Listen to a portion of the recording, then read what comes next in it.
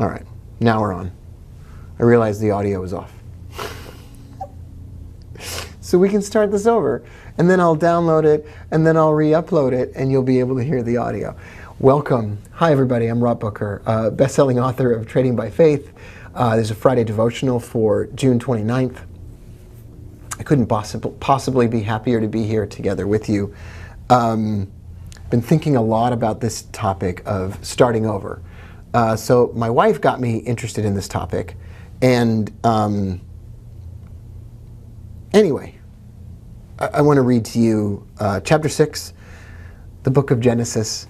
Came to pass when men began to multiply on the face of the earth. They had children.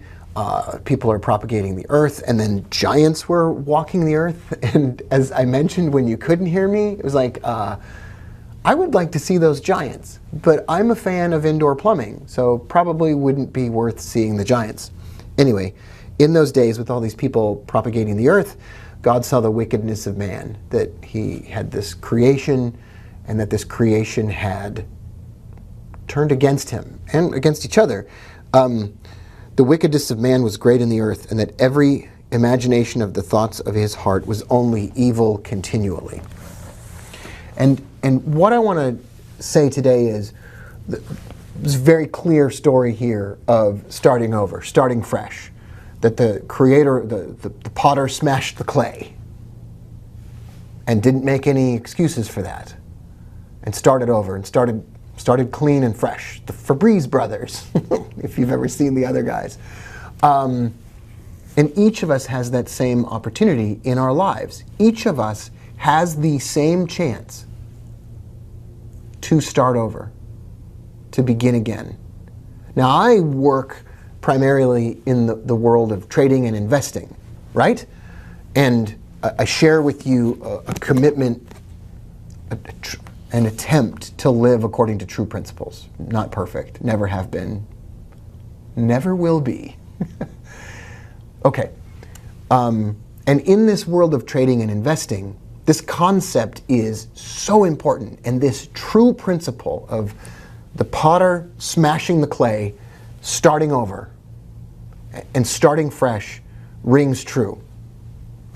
For example, let's say I was just talking about having a trading position, for example. So let's see if I can pull this up without breaking anything. Okay, so let's say that I was in a trading position, and I had sold this, and it just went up, up, up against me.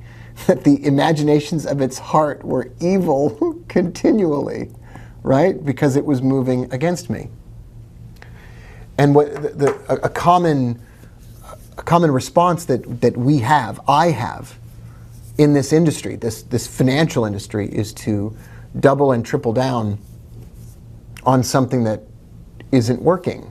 My friend, there's a friend of mine that used to be on Bloomberg Television. He's an associate. He's an acquaintance. His name's Adam Johnson, and he runs an investing newsletter. And he recently cut off a bad trade. He cut off a bad position in General Electric. And he agonized over it. You know, just because he knew he had to do it didn't mean that it was going to be easy. He knew he had to do it, and he smashed the clay and started fresh. And there's this overwhelming feeling of peace and happiness that comes when taking that loss. And there's some regret. And there's some residual pain from that. But how important it is, like this true principle of build small, start small. Like God didn't put Adam and Eve and also the city of New York on the earth to begin with. I'm sure he didn't need to try it out, okay? But he still started small. True principle, right? You get it. You get a true principle, and then you latch on to that, and you live your life according to a principle rather than a bunch of rules. You live by principles, and then you can make decisions given other circumstances, and you can apply those principles to different areas of life. Start small, and then when things go wrong, don't be timid about smashing the clay, starting over, even though it will cause some pain, some regret, some anxiety. Still worth it. True happiness and peace of mind has been something that I think about a lot. And sometimes I think I latch onto the idea that true happiness and peace of mind come from the acquisition of something, knowledge, family, relationships. Like, I don't have something, then I get it, and then I'm happier and have peace of mind. Don't have enough money, have enough money, peace of mind. Don't have a relationship, get a relationship, peace of mind. Like the acquisition of don't have knowledge, now I have knowledge, now I feel more comfortable. But I don't know if that's the case. Sometimes I wonder if true happiness and peace of mind can be the result of, can come as a result of letting go of something that isn't working, as opposed to acquiring, letting go, as opposed to getting, giving away. It's a lot to think about.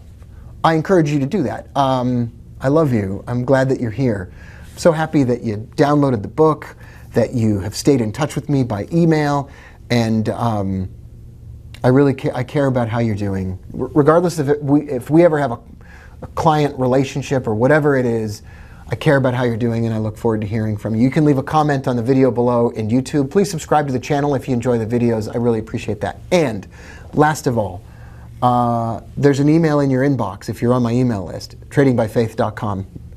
If you're on my email list, you got an email yesterday and today again inviting you to take the next step and work together with me in the world of investing and trading. If you say no, it's no big deal. And if you say yes, it's a big deal. So if you say no, no big deal. If you say yes, I'm gonna make a big deal about it. So say yes. Come along with me if you'd like to. And happy to see you here every time we come on. It's nice to be back on a regular basis together with you. I love you, and I'll see you soon. Bye for now, everyone.